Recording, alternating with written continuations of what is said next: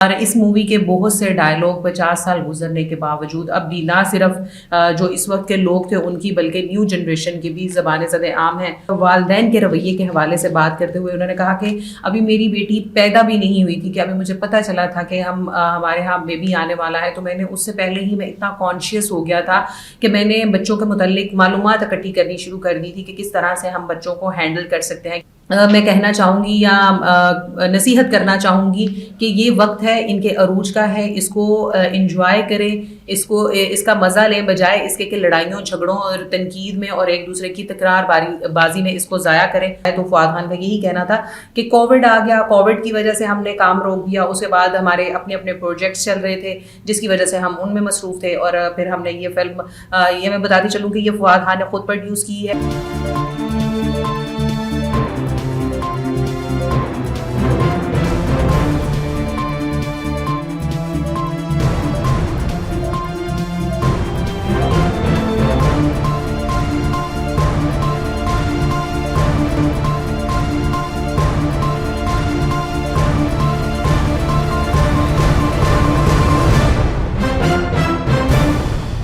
بسم اللہ الرحمن الرحیم، السلام علیکم۔ بھاگ ڈیجیٹل نیوز کے ساتھ میں ہوں فضا عمران، اور آج ہم سب سے پہلے ڈسکس کریں گے بھارتی فلم شعلے کے حوالے سے۔ یہ جو بھارتی فلم شعلے ہے اس کو 50 سال پہلے ریلیز کیا گیا تھا، اب 50 سال بعد بھی ان کی جو فلم کے پروڈیوسر ہیں ان کو پتہ نہیں کیا سوجی ہے کہ وہ دوبارہ سے اس کے اینڈنگ جو ہے اس کو چینج کر کے دوبارہ سے ریلیز کر رہے ہیں۔ اس کو ریلیز کرنے کا فیصلہ اس لیے کیا گیا ہے کہ اس فلم کو یہ 50 سال پہلے سپر ہٹ فلم تھی، اور اس کو 1975 میں پہلی بار ریلیز کیا گیا تھا، اور اس کو اب 50 سال مکمل ہونے پر 12 دسمبر کو دوبارہ سے ریلیز کیا جا رہا ہے۔ اور اگر اس کاسٹ کے حوالے سے بات کی جائے تو اس میں دھرمیندر، امیتابھ بچن، امجد خان، سنجو کمار، ہیما مالنی اور جیا بچن شامل تھے۔ اور اس مووی کے بہت سے ڈائلاگ 50 سال گزرنے کے باوجود اب بھی نہ صرف جو اس وقت کے لوگ تھے ان کی بلکہ نیو جنریشن کی بھی زبانیں زد عام ہیں، اور اب ہم یہ دیکھتے ہیں کہ اس کا اینڈنگ چینج کرنے کے بعد ہی یہ اتنی داد سمیٹ پاتی ہے جتنی 50 سال پہلے سمیٹی تھی، یا فلوپ ثابت ہوتی ہے، یہ تو وقت ہی بتائے گا۔ کیونکہ مجھے یہ لگتا ہے کہ ایک 50 سال پرانی چیز میں اب کی جنریشن کو یا اب کے لوگوں کو کیا انٹرسٹ ہوگا، لیکن اگر یہ سلمان خان کے والد کی لکھی ہوئی فلم ہے اور اب اگر اس کو دوبارہ ریلیز کیا جا رہا ہے تو دیکھتے ہیں کہ یہ اتنا ہی رسپانس اور عزت داد سمیٹ پاتی ہے یا نہیں، یہ تو 12 دسمبر کو ہی پتہ چلے گا۔ اب ہم بات کریں گے جی پاکستانی اداکار ہیں عثمان مختار، جو ابھی صبا خان کے ساتھ ان کا ڈرامہ چل رہا ہے پمال، اس کے ہیرو ہیں، اور انہوں نے ابھی ریسنٹلی زارا نور عباس کا جو بوڈ کاسٹ ہے اس میں شرکت کی، اور وہاں پر والدین کے رویے کے حوالے سے بات کرتے ہوئے انہوں نے کہا کہ ابھی میری بیٹی پیدا بھی نہیں ہوئی تھی کہ ابھی مجھے پتہ چلا تھا کہ ہمارے ہاں بیبی آنے والا ہے، تو میں نے اس سے پہلے ہی میں اتنا کانشیس ہو گیا تھا کہ میں نے بچوں کے متعلق معلومات اکٹھی کرنی شروع کر دی تھی کہ کس طرح سے ہم بچوں کو ہینڈل کر سکتے ہیں، کس طرح سے ان کی لک آفٹر کر سکتے ہیں، ان کی ویکسینیشن کہاں سے ہونی ہے، ہمارا رویہ بچوں کے ساتھ کیسا ہونا چاہیے، انوائرمنٹ جو ہے ہم نے پرووائڈ کرنا ہے وہ کیسا ہونا چاہیے۔ تو میں اپنے بچے کو لے کے، آنے والے بچے کو لے کے بہت کانشیس تھا۔ میں آپ کو بتاتی چلوں کہ 2021 میں ان کی شادی ہوئی تھی، اور ان کی اب ایک بیٹی بھی ہے، اور بیٹی کے متعلق انہوں نے ڈسکس کرتے ہوئے یہ بتایا کہ وہ اپنی بیٹی کو لے کے اس لیے اتنے زیادہ کانشیس تھے کیونکہ ان کے والد کے ساتھ اچھے ٹرمز نہیں تھے۔ ان کے والد بہت سخت طبیعت کے تھے، جس طرح کا وہ چاہتے تھے کہ والدین کے ساتھ ایک تعلق استوار ہو، پیار والا، محبت والا، انسیت والا، شیئرنگ اور کیئرنگ والا، وہ ان کے والد کے ساتھ قطعاً نہیں تھا، جس کی وجہ سے ان کے درمیان بہت دوری رہی ہے، اور وہ اپنے والد جیسے والد نہیں بننا چاہتے تھے۔ اس لیے انہوں نے اپنے بچے کی پیدائش سے قبل ہی سائیکولوجیکلی بہت سی چیزوں پر جو ہے وہ ریسرچ سٹارٹ کر دیں، اور اس کے علاوہ لک آفٹر کرنے کے حوالے سے، بچوں کی ویکسین کے حوالے سے، کیونکہ وہ چاہتے تھے کہ دنیا میں جو ان کا آنے والا بچہ ہے اس کو وہ تمام سہولیات، فیسلٹیز کے ساتھ ساتھ وہ پیار، محبت اور انسیت ملے جو ان کو ان کے والد سے نہیں مل پائی۔ اور اس میں دیکھیں یہ وہ چیزیں ہیں، عثمان مختار ماشاءاللہ سے اب ایک 35-36 سالہ انسان ہے، لیکن اپنی زندگی میں اب بھی وہ باپ کا وہ پیار، محبت، وہ چیزیں مس کر رہے ہیں، بینگ اے چائلڈ۔ کہ میں بچہ تھا تو مجھے یہ چیزیں چاہیے تھی جو مجھے نہیں ملی, اور اپنی وہ جو کمی اور محرومی تھی وہ اب یہ نہیں چاہتے کہ وہ ان کی اولاد میں بھی آئے, تو انہوں نے اپنی بچی کے لیے ایک اچھا باپ بننے کا عہد کیا. انہوں نے کہا کہ شاید کہ میں یہ سب کچھ نہ کرتا اگر مجھے میرے والد کی طرف سے اچھا رویہ ملا ہوتا, لیکن میں اپنے والد جیسا والد نہیں بننا چاہتا. یہ ایک بہت بڑی بات ہے کہ میں اپنے والد جیسا, ادروائز ہم یہ دیکھتے ہیں کہ لوگ اپنے پیرنٹس کو آئیڈیلائز کر رہے ہوتے ہیں کہ میں اپنے باپ جیسا باپ بنوں گا, یا میں اپنی ماں جیسی ماں بنوں گی, یا میں اپنے بچے نارملی اپنے ماں باپ کو ہی اپنے آئیڈیل مانتے ہیں اور انہیں کو ہی کاپی کر رہے ہوتے ہیں. لیکن عثمان مختار نے بڑا بلنٹلی, اور یہ بڑی ایک بات ہے کہ آپ ایک ایسے سوشل میڈیا پلیٹ فارم پر بیٹھ کر بات کر رہے ہیں کہ میں اپنے والد جیسا والد نہیں بننا چاہتا. اب ہم بات کریں گے جی مہک ملک کے حوالے سے اور عروہ خان کے حوالے سے. ان کی پنڈی میں ہونے والے ایک فنکشن میں دونوں کی لڑائی ہوئی, اور وہ لڑائی اتنی طول پکڑی کہ جس کے بعد انہوں نے تکرار شروع ہو گئی, جملہ بازی شروع ہو گئی, اور اس کے بعد ویڈیوز آنا شروع ہو گئی. اور اس پر جو الماس بوبی ہیں, جن کو گرو بھی کہا جاتا ہے, ان کی گرو ہیں, ان کی سینئر ہیں, انہوں نے ایک ویڈیو جاری کیا اور انہوں نے دونوں کو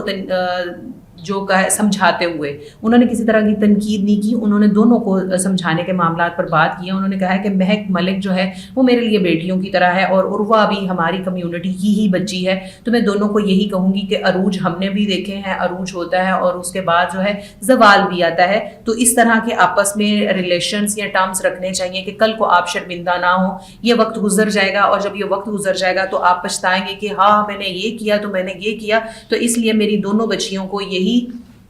میں کہنا چاہوں گی یا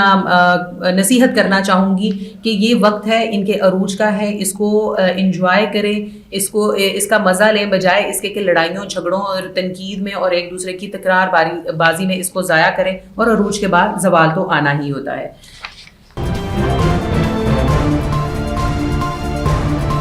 اب ہم بات کریں گے فواد خان اور ماہرہ خان کی آنے والی مووی نیلوفر کے حوالے سے. ابھی ریسنٹلی انہوں نے اپنی فلم کی پروموشن کے لیے ایک بوڈ کاسٹ میں شرکت کی, جہاں پر گفتگو کرتے ہوئے ان کا یہی کہنا تھا کہ ان کا بہت ہٹ سیریل تھا ہم سفر, اس کے بعد یہ جوڑی دوبارہ سے نیلوفر فلم کی صورت میں دوبارہ سے جلوہ گر ہو رہی ہے. تو جب بوڈ کاسٹر ہوسٹ کی جانب سے ان سے پوچھا گیا کہ اتنی دیر بعد دوبارہ سے کیوں انہوں نے اتنا لمبا گیپ کیوں لیا ہے, تو فواد خان کا یہی کہنا تھا کہ کووڈ آ گیا, کووڈ کی وجہ سے ہم نے کام روک دیا, اس کے بعد ہمارے اپنے اپنے پروجیکٹس چل رہے تھے جس کی وجہ سے ہم ان میں مصروف تھے, اور پھر ہم نے یہ فلم, یہ میں بتاتی چلوں کہ یہ فواد خان نے خود پروڈیوس کی ہے, لاہور میں اس کی شوٹنگ مکمل کی گئی ہے. اور ان کا یہی کہنا ہے کہ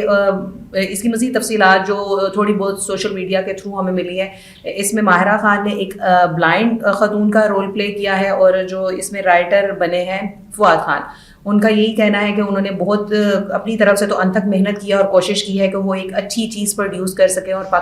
پاکستان سینما کی طرف دوبارہ سے لوگوں کو لا سکیں. اور دیکھتے ہیں کہ لوگوں کو کیسی لگتی ہے, لیکن میرے جن دوست احباب نے اور میرے سرکل میں جن لوگوں نے دیکھی ہے, انہوں نے تو اس کو داد دی ہے کہ ایک اچھی فلم ہے, اور لاہور میں اچھے طریقے سے اس کو پکچرائز کیا گیا ہے. اور مزید آپ کو بتاتی چلوں کہ اندھی لڑکی کا کریکٹر پلے کرنے کے حوالے سے ماہرہ خان کا یہی کہنا ہے کہ انہوں نے اس کریکٹر کو کرنے سے پہلے بہت محنت کی, بہت انہوں نے اس پر ورکنگ کی. وہ بلائنڈ خواتین سے ملی, بلائنڈ لڑکیوں سے ملی, وہ اپنی آنکھوں پر پٹی باندھ کر اس کی پریکٹس کرتی تھی. جبکہ دوسری طرف جو فواد خان ہیں, ان کا بھی کہنا ہے کہ انہوں نے مختلف رائٹرز کو پڑھا, مختلف رائٹرز کے کام کو دیکھا, ان سے ملے, ان کے کردار میں ڈھلے, اور اس کے مطابق انہوں نے ایک اچھی کوشش کی ہے کہ وہ عوام کو ایک نئی اور اچھی چیز نیلوفر فلم کی صورت میں دیکھنے کے لیے دے سکیں.